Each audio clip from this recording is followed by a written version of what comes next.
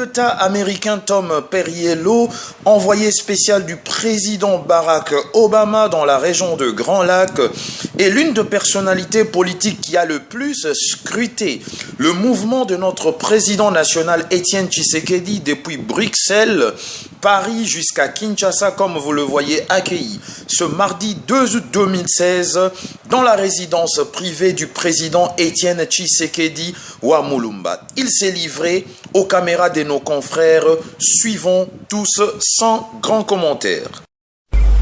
48 heures après avoir tenu un meeting extraordinaire dans la ville de Kinshasa, le président du Rassemblement, Dr Étienne Tshisekedi, a reçu cet après-midi dans sa résidence l'envoyé spécial de l'administration d'Obama dans la région des Grands Lacs, à savoir M.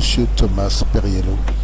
Ce dernier, accueilli par le secrétaire particulier de M. Étienne Tshisekedi en la personne de l'abbé Théo Chilumba, ainsi que du secrétaire national en charge de relations extérieures, Félix Antoine Tshisekedi, a devisé avec le président du Rassemblement pendant près d'une heure. Je vous prie de suivre, mesdames et messieurs, à la fin de ces quelques images, l'interview qu'il a bien voulu nous accorder.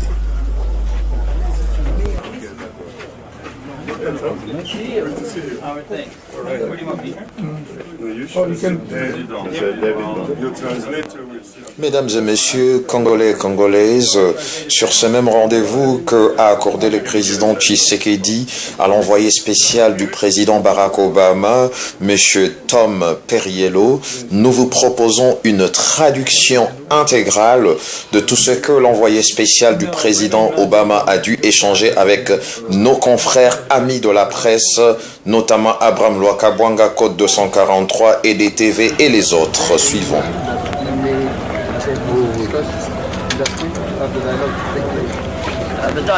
Le dialogue est essentiel et en ce moment nous comprenons qu'il y a plusieurs parties avec des points de vue très importants à prendre en considération, mais ici nous travaillons sur base de la Constitution, de mettre toutes les parties ensemble, et nous comprenons aussi que le travail effectué par M. Kodjo est un travail très fort et qu'il est important de soutenir.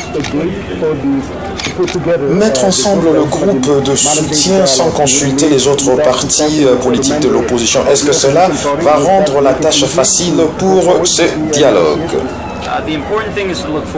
Ce qui est important, c'est de trouver la solution à ces défis, et nous avons le temps pour trouver une solution gagnante de part et d'autre et pour le bénéfice du Congo. Et si le dialogue ne prenait pas place, il est crucial que le dialogue puisse prendre place, et c'est qu'on a vu cette semaine qu'il y a eu de manifestations de part et d'autre dans le calme, et le Congo sont capables d'exprimer leur opinion librement. Aussi longtemps que c'est un état d'esprit, comme on l'a dit récemment, 2016 sera une année historique pour le peuple congolais. Et aussi nous recommandons au gouvernement comme à l'opposition pour des manifestations dans le calme, comme nous l'avions vu la semaine passée. Étienne Tshisekedi est revenu la semaine passée et a tenu un meeting très important et vibrant le dimanche. Et dans ce meeting, on a entendu qu'il y a eu un ultimatum qui a été prononcé. Comme nous ne savons pas là où nous allons avec ces dialogues, quelle serait votre position à propos de cela? Je n'aimerais pas voir ça comme étant un moment d'ultimatum. Nous comprenons qu'il y a des positions très importantes de part et d'autre, mais il est question juste de faire un effort d'amener les différentes parties ensemble et de mettre en place des mesures pour les deux partis, opposition comme gouvernement, de s'entendre et de pouvoir répondre aux aspirations des uns et des autres, comme la libération des hommes politiques et certaines conditions pour aller de l'avant.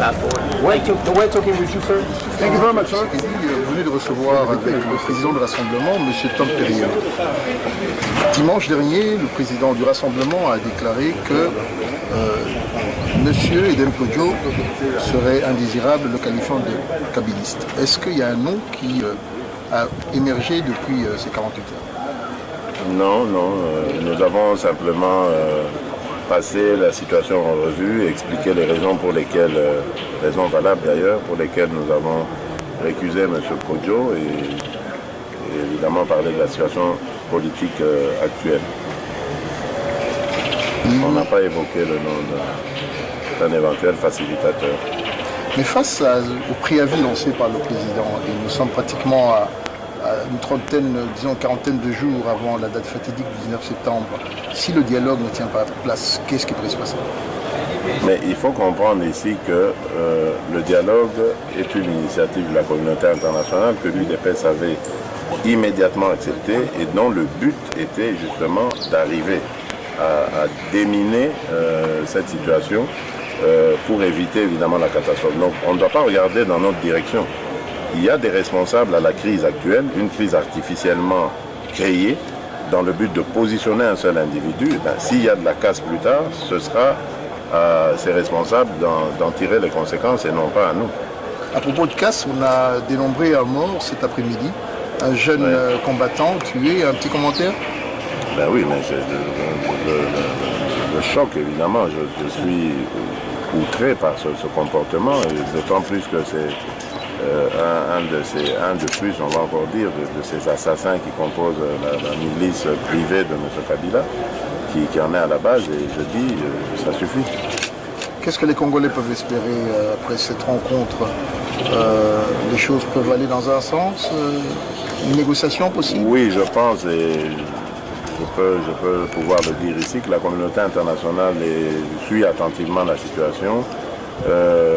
L'UDPS et le rassemblement dans son ensemble ne sont pas du tout pour le blocage. Vous savez, nous l'avons redit d'ailleurs aux facilitateurs, nous sommes pour le respect de la Constitution, des délais constitutionnels et au bout de cela, de l'alternance. Donc c'est dans ce schéma que nous nous inscrivons et nous pensons que ça doit se passer comme ça. Nous avons foi que les choses vont aller et nous disons à notre peuple, à nos compatriotes, que nous avons vraiment l'assurance que les choses vont aller dans le bon sens.